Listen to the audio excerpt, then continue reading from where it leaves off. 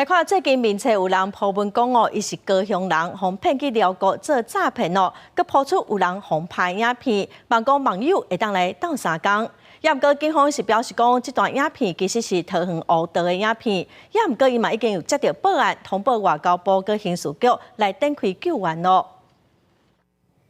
当地土卡的男子互人客军咧讲，这段影片还有一张为泰国曼谷飞往清莱市的机票，做伙出现伫面册。发文者讲，伊互骗甲寮国诈骗，互讲甲规身躯拢是伤，透过文章来向外界求援，讲家己伫台湾有牵涉着刑事案件，甘愿倒来台湾面对司法，嘛无想要伫咧当地互人苦毒。经查证，该影片是3年前发生的疑似帮派巡守的案件，有一名男子遭到数人围殴，那查证起来是跟本案没有关系。